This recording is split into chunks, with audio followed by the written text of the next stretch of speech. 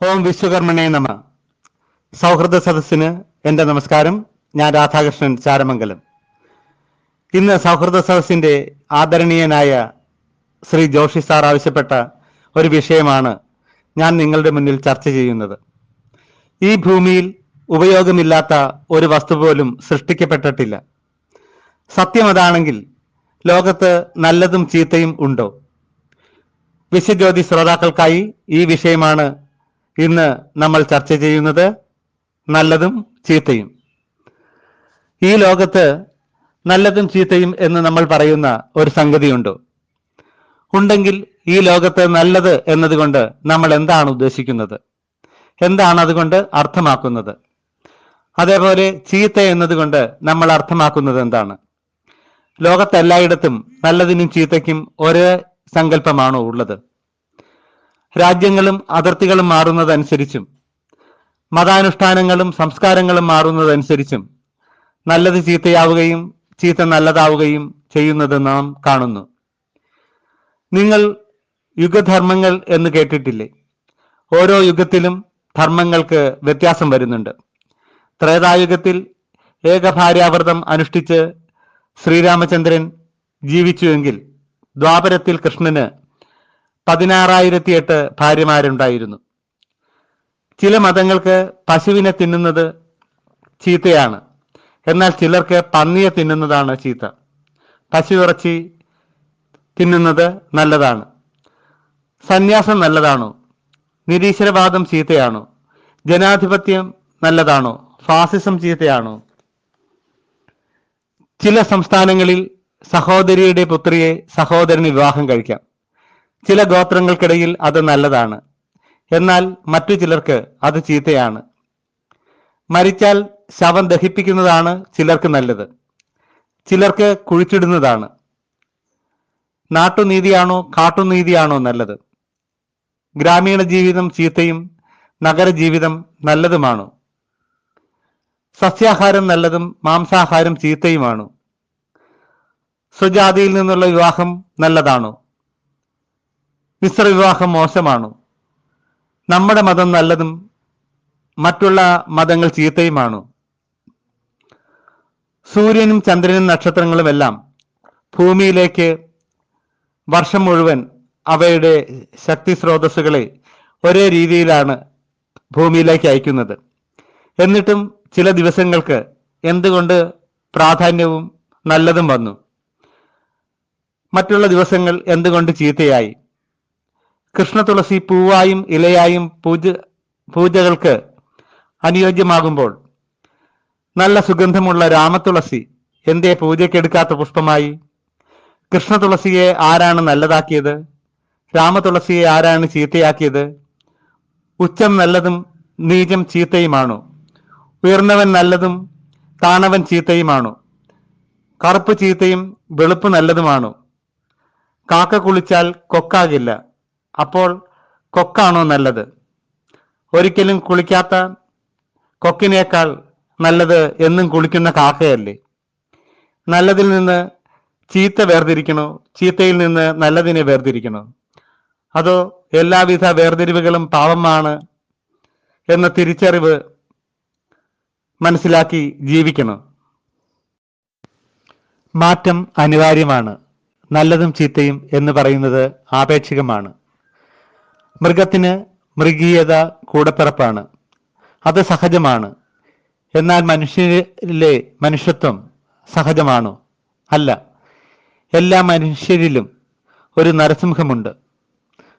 മനുഷ്യൻ മനുഷ്യത്വത്തോടൊപ്പം മൃഗീയ വാസനകളെ കൂടെ കൊണ്ടു നടക്കുന്നു. സാഹചര്യം അനുകൂലമായാൽ മനുഷ്യരിൽ നിന്നും ആ മൃഗം പുറത്തു വരും. നല്ലതിൻ്റെയും ചീത്തയുടെയും, അതായത് നന്മകളുടെയും തിന്മകളുടെയും സമാഹാരമാണ് മനുഷ്യൻ എന്നർത്ഥം. ആ സമാഹാരത്തെയാണ് നമ്മൾ നരൻ എന്ന് വിളിക്കുന്നത്. നരനിൽ നിന്നും നരോത്തമനിലേക്കും നരോത്തമനിൽ നിന്നും നാരായണനിലേക്കും മനുഷ്യൻ പരിവർത്തനം ചെയ്യപ്പെടുന്നു എന്നാണ് സങ്കല്പം. ഈ പരിവർത്തനം ചെയ്യപ്പെടുന്ന എല്ലാവരും തന്നെ നല്ലത് കണ്ടിട്ടുള്ളവരാണോ? അല്ലെങ്കിൽ നല്ലതിൽ എത്തിച്ചേർന്നവരാണോ? ഹിരൺമയേന പാത്രേണ സത്യത്തേപി ഹിതം മുഖം. ഹിരൺമയം സ്വർണം. സ്വർണപാത്രം കൊണ്ട് സത്യത്തിന്റെ, നല്ലതിന്റെ, നന്മയുടെ മുഖം മറയ്ക്കപ്പെട്ടിരിക്കുന്നു. പണം കൊണ്ട്, സ്വർണം കൊണ്ട് ലോകത്ത് എന്നും സത്യത്തിന്റെ മുഖം മറയ്ക്കപ്പെട്ടിട്ടുണ്ട്.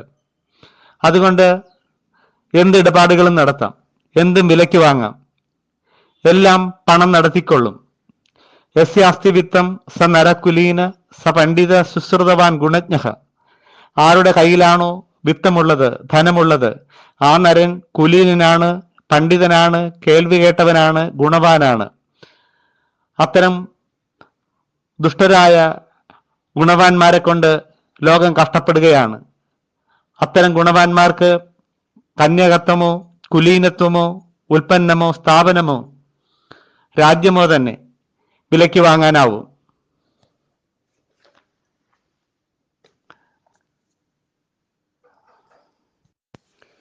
അധികമായി ആർജിക്കപ്പെടുന്ന ധനത്തിന് പിന്നിൽ എപ്പോഴും ഒരു അസത്യമുണ്ട്, ചീത്തയുണ്ട്. ചീത്തയിലൂടെ നേടിയെടുത്ത ധനം ഒരിക്കലും നല്ലതിനായി മാത്രം വിനിയോഗിക്കില്ല എന്ന തിരിച്ചറിവാണ് സമ്പത്ത് കൊണ്ട് സത്യത്തിന്റെ മുഖം, അല്ലെങ്കിൽ നല്ലതിനെ മറച്ചേക്കാം എന്ന് ചിന്തിക്കുവാൻ മഹത്തുക്കളായവരെ പ്രേരിപ്പിച്ചത്. ലോകത്തിൽ നല്ലതിനു വേണ്ടി, സത്യധർമാദികൾ പുലരുന്നതിനു വേണ്ടി പിറവിയെടുത്ത എല്ലാ അവതാരങ്ങളും കാമിനി കാഞ്ചനത്തെ ഉപേക്ഷിച്ചവരാണ്. ശ്രീരാമചന്ദ്രനും ഹരിചന്ദ്രനും ബുദ്ധനുമെല്ലാം അത്തരക്കാരാണ്. നല്ലതുകൊണ്ട് ലോകം സമ്പന്നമാവണം. സമ്പന്നതയുടെ മൂടുപടം കൊണ്ട് ചീത്ത മറയ്ക്കപ്പെടരുത്. സത്യധർമാദി വെടിഞ്ഞേടിന പുരുഷനെ ക്രുദ്ധനാം സർപ്പത്തേക്കാൾ ഏറ്റവും പേടിക്കണം. ഇന്ന് സത്യധർമാദി വെടിഞ്ഞ ആളുകളെ കൊണ്ട് ലോകം കഷ്ടപ്പെടുകയാണ്. ആധുനിക ലോകത്ത് ഒരാളുടെ ഉന്നതി അളക്കപ്പെടുന്നത് അയാളുടെ സമ്പത്തിന്റെ അളവനുസരിച്ചാണ്. ഇത് മനസ്സിലാക്കുന്ന മനുഷ്യർ ഒഴുക്കിന് അനുസരണമായി നീങ്ങുന്നു. അതിൻ്റെ എല്ലാം അനന്തരഫലം നല്ലത് നടത്തേണ്ടവരും നല്ലതിനെ സംരക്ഷിക്കേണ്ടവരും സമ്പത്തിന് വേണ്ടി ചീത്തയുടെ കാവൽക്കാരാകുന്ന കുറ്റകരമായ കാഴ്ചയാണ് നമ്മൾ കണ്ടുകൊണ്ടിരിക്കുന്നത്. കുറ്റവാളികളുടെ എണ്ണം ലോകത്ത് നാൾക്കുനാൾ വർദ്ധിച്ചു വരുന്നു. നല്ലതിൻ്റെ നട്ടെല്ല് ചവിട്ടി ഒടിക്കപ്പെടുകയാണ്. നല്ലത് നടക്കണം എന്ന് വിചാരിക്കുന്ന, അത് വിളിച്ചു പറയുന്നവരുടെ നാവ് അടയ്ക്കപ്പെടുന്നു. ചീത്ത വാർത്തകൾ മേൽക്കൈ നേടുന്നു. നല്ലതിനായി വിശക്കൂ എന്ന പരസ്യവാചകം എല്ലാവരും കേൾക്കുന്നു. നല്ലത് കേൾക്കുന്നുണ്ടോ, കാണുന്നുണ്ടോ, അറിയുന്നുണ്ടോ? ഈ ലോകത്ത് എന്നും നല്ലതിനേക്കാൾ കൂടുതൽ ചീത്തയാണ്. അതുകൊണ്ടാണ് ഈ ലോകം കൃഷ്ണനും ബുദ്ധനും ക്രിസ്തുവും നബിയും മഹാവീരനും ഗുരുനാനാക്കും എല്ലാം വന്നിട്ടും ഇന്നും ദുഃഖം കൊണ്ട് നിറഞ്ഞിരിക്കുന്നത്. കള്ളനാണെങ്കിലും ഉള്ളു നന്നായിരിക്കണം എന്നൊരു പഴമൊഴിയുണ്ട്. നമ്മുടെ ഏകാന്തതകളിൽ നമ്മുടെ ഉള്ളിലേക്ക് കടന്നു കയറുന്ന ചിന്തകൾ എന്താണോ അതാണ് നമ്മൾ. ശ്രീരാമകൃഷ്ണ പരമഹംസർ പറഞ്ഞ ഒരു കഥ ഓർമ്മ വരികയാണ്. ഒരിടത്ത് 2 സഹോദരന്മാർ ഉണ്ടായിരുന്നു. അതിൽ മൂത്തയാൾ ഗീതാ ക്ലാസ്സിന് പോയപ്പോൾ ഇളയ സഹോദരൻ വേശ്യാലയത്തിലേക്ക് പോയി. ഗീതാ ക്ലാസ് നടന്നുകൊണ്ടിരുന്നപ്പോൾ മൂത്ത സഹോദരൻ വിചാരിച്ചു, ഞാനൊരു മഠയൻ ഇവിടെ ദൈവകാര്യവും കേട്ടിരിക്കുന്നു. അവൻ വല്ല പെൺകുട്ടികളുമായി സുഖിക്കുകയായിരിക്കും എന്ന്. എന്നാൽ വേശ്യാലയത്തിലെത്തിയ അനുജനാവട്ടെ ഇങ്ങനെ വിചാരിച്ചു, ഞാനൊരു പാപിയാണ്. ജ്യേഷ്ഠൻ അവിടെ ഒരു പുണ്യപ്രവൃത്തി ചെയ്യുമ്പോൾ ഞാനിവിടെ പാപം ചെയ്യുകയാണ്. കാലം കുറെ കഴിഞ്ഞ് 2 പേരും മരിച്ചു. ഗീതാ ക്ലാസ്സിന് പോയ ജ്യേഷ്ഠൻ നരകത്തിലും വേശ്യാലയത്തിൽ പോയ അനുജൻ സ്വർഗത്തിലുമെത്തി. ഇതിനെ ദൈവം വിശകലനം ചെയ്തത് ഇങ്ങനെയാണ്. ജ്യേഷ്ഠൻ ഗീത പഠിക്കുമ്പോൾ അവന്റെ മനസ്സ് വേശ്യാലയത്തിലായിരുന്നു. എന്നാൽ വേശ്യാലയത്തിലിരുന്നവന്റെ മനസ്സ് ഗീതാ ക്ലാസ്സിലുമായിരുന്നു.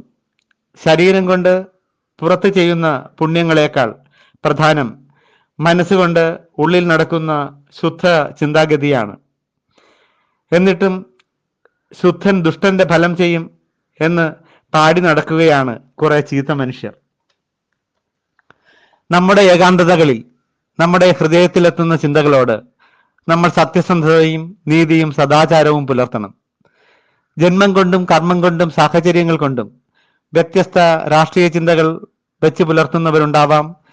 മതപരമോ സാമുദായികമോ ആയ ചിന്തകൾ ജീവിതം മുഴുവൻ മുറുകെ പിടിക്കുന്നവരും ഉണ്ടാവാം. പക്ഷെ നല്ലതിനു വേണ്ടി, നന്മയ്ക്ക് വേണ്ടി പ്രവർത്തിക്കേണ്ടി വരുമ്പോൾ, സംസാരിക്കേണ്ടി വരുമ്പോൾ പ്രത്യയശാസ്ത്രങ്ങളും മതവും സമുദായവും നേതാക്കന്മാരും ഒന്നും നല്ലതിൽ കടന്നു കയറുന്ന കരടുകളോ തടസ്സങ്ങളോ ആവരുത്. നല്ലതിന്റെ നാശം എന്നും സർവനാശമാണ്. മഹാഭാരതത്തിൽ ഒറ്റ വസ്ത്രം മാത്രം ഉടുത്ത് രജസ്വലയായ പാഞ്ചാലിയെ കൗരവ സദസ്സിലേക്ക് വലിച്ചിഴച്ചു കൊണ്ടുവന്ന് വസ്ത്രാക്ഷേപം നടത്തിയപ്പോൾ കുരുവംശത്തിലെ പ്രധാനികൾ അച്ചടക്കമുള്ള രാജ്യസ്നേഹത്തിന്റെ പേരിൽ ആ ചീത്ത നടപടിയെ എതിർത്തില്ല.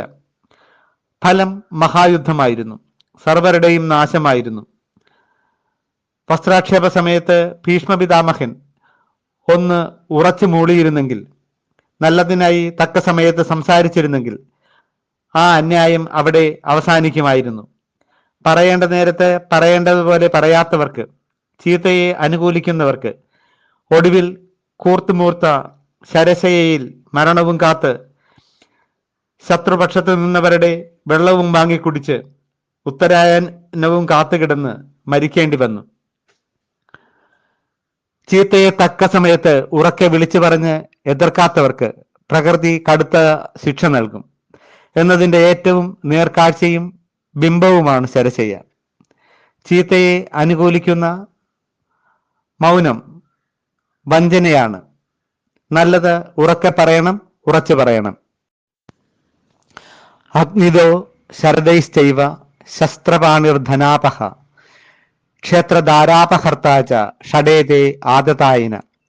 വീട് തീവയ്ക്കുന്നവർ, വിഷം കൊടുക്കുന്നവൻ, പരദ്രോഹത്തിന് ആയുധം കയ്യിൽ വെച്ചവൻ, അന്യരുടെ ധനം തട്ടിപ്പറിക്കുന്നവൻ, അന്യന്റെ വിളനിലം കയ്യേറുന്നവൻ, പരതാരങ്ങളെ ബലാത്കാരം ചെയ്യുന്നവൻ, ഈ 6 തരം ആളുകളെ ആദതായികൾ എന്ന് വിളിക്കുന്നു.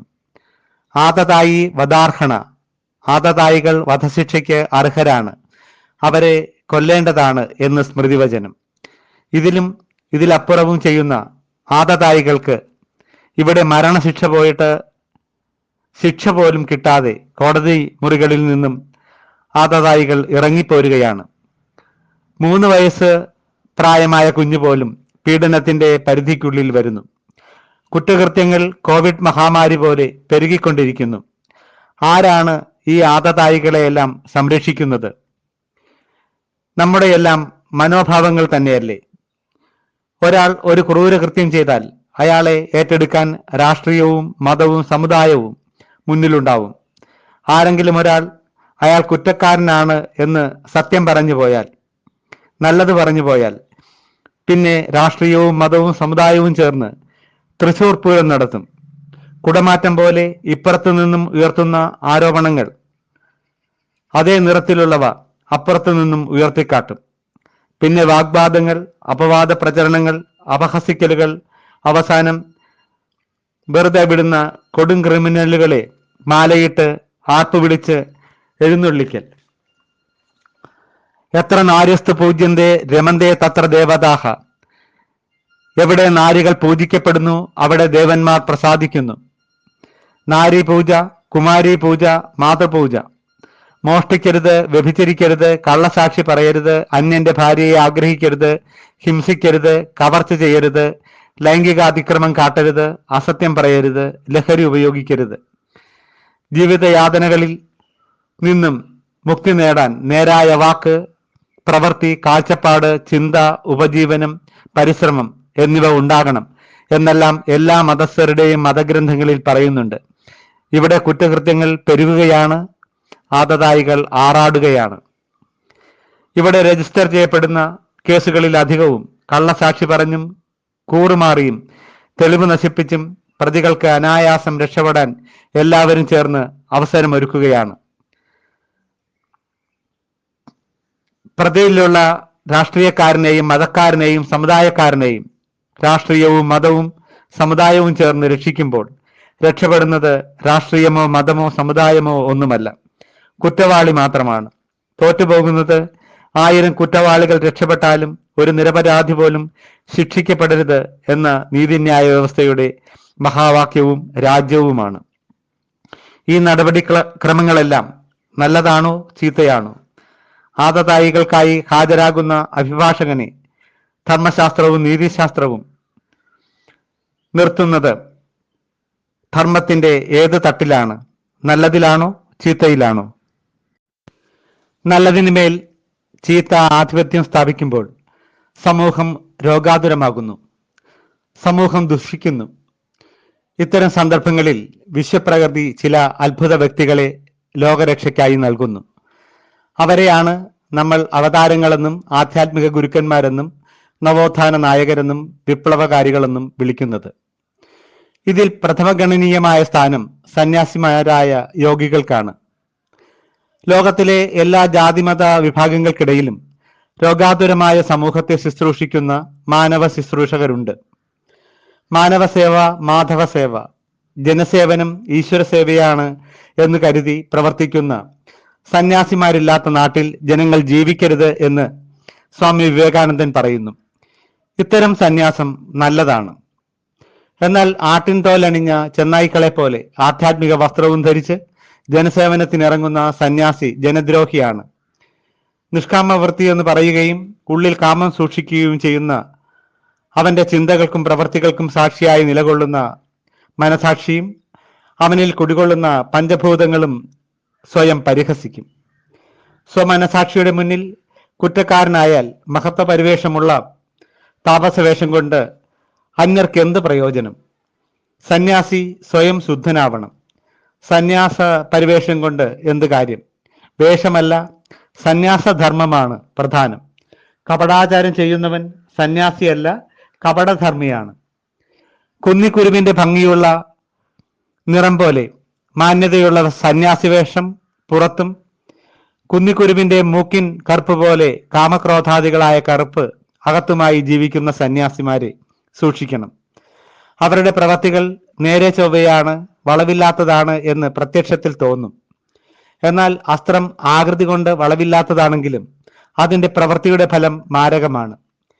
വീണയുടെ ആകൃതി വളഞ്ഞതാണ്, എന്നാൽ അതിൽ നിന്നും ഉളവാകുന്ന സംഗീതം ഉച്ചനീചത്വങ്ങളോ രാഷ്ട്രഭേദമോ മതഭേദമോ കൂടാതെ എല്ലാവരെയും സന്തോഷിപ്പിക്കുന്നു. കാഴ്ചയുടെയോ വേഷത്തിന്റെയോ അടിസ്ഥാനത്തിലല്ല മനുഷ്യരെ തിരിച്ചറിയേണ്ടത്, അവരുടെ പ്രവൃത്തിയെ വിലയിരുത്തിയാണ്.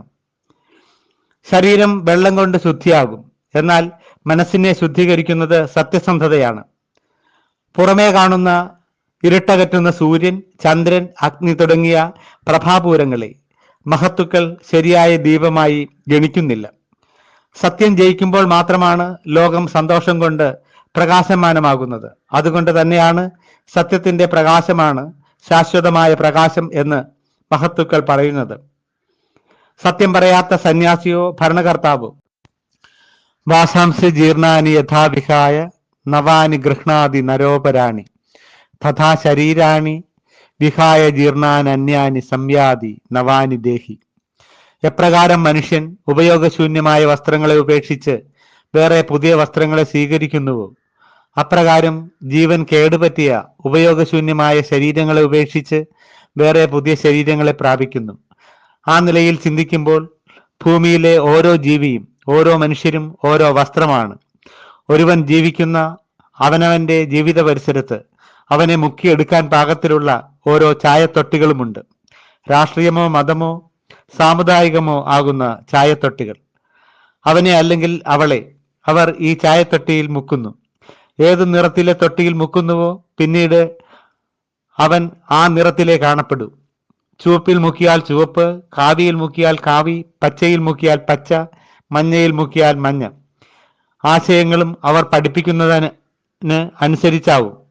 ഇംഗ്ലീഷ് പഠിച്ചാൽ നാവിൻ തുമ്പിൽ ഇംഗ്ലീഷ് വരും, ഹിന്ദി പഠിച്ചാൽ ഹിന്ദി വരും, സംസ്കൃതം പഠിച്ചാൽ സംസ്കൃതം, മലയാളം പഠിച്ചാൽ മലയാളം. ആശയങ്ങളുടെ കാര്യത്തിലും അങ്ങനെ തന്നെയാണ്. കേവലമായ അറിവിനോട് ആവശ്യത്തിന് വിവേകം ചേരുമ്പോഴാണ് അത് ജ്ഞാനമാകുന്നത്.